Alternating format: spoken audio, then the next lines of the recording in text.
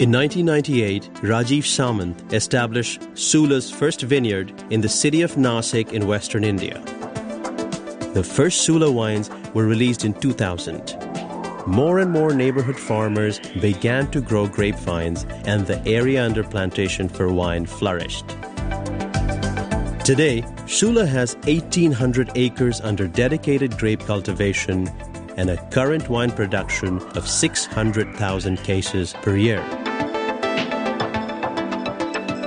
making the company India's largest producer of wines with a 65% market share. Sula has a wide range of products that span all categories, from premium to economy wines. The company has built the largest wine distribution footprint in India and has a presence in 32 of 35 states. Sula also currently exports its wines to 20 countries around the globe. The company has been a pioneer in supporting the economic upliftment of local farmers and in promoting sustainable wine production. Sula enjoys strong local community relations and focuses on providing direct and indirect employment to villagers.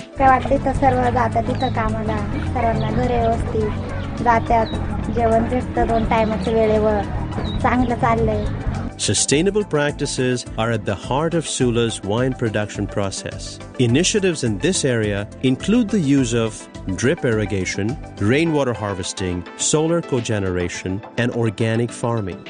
Over the years, Sula has won several domestic and international awards for its high-quality wines. Sula's first-mover advantage and innovative brand development have established the company as the dominant market leader in an exciting, fast-growing sector with significant barriers to entry.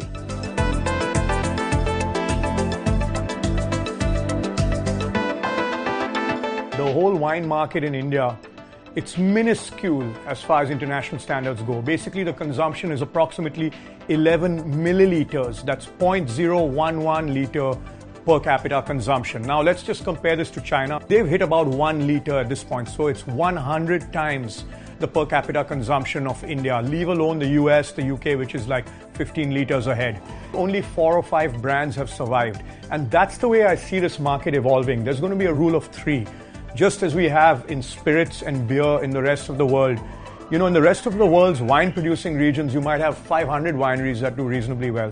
That's not a market that's going to happen in India. I really see maybe 3 major wine brands emerging. Population becomes a little bit more educated, a little more exposed, more aspirational in the kinds of things that they consume, that they purchase. Wine is definitely going to be one of those things that takes off. It has been taking off, and it's going to continue on that path. More and more people into drinking wine in India, where it's still only 1% of all alcobev consumed.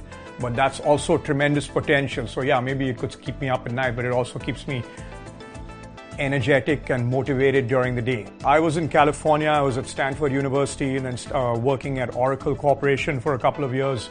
One day just decided that I wanted to come back to India. And so quit, traveled around the world, landed up back in India. Coincidentally happened to go to Nasik because my father was born there and we were there for a family wedding. He takes me out to this small piece of land, 15 acres, with the real estate broker and said, I want to sell this land. And the real estate broker was saying, this is going to fetch you peanuts. I'm looking around and I'm saying, you know what? This reminds me of California, especially Sonoma. And I said, Dad, don't sell this land. I'd like to do something here. Starting with making 4,000 cases of wine in our first year. This year we will make over 600,000 cases of wine. Sula continues to grow faster than the market. We have above 65% market share of domestic wines produced and sold in India.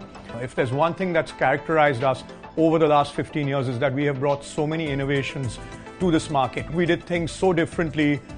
We were ahead of the game. We did, apart from Sauvignon and Chenin, India's first Riesling, Zinfandel, the first to do cold, refrigerated stainless steel winemaking, the first to use screw caps. You know, it's been one innovation after another.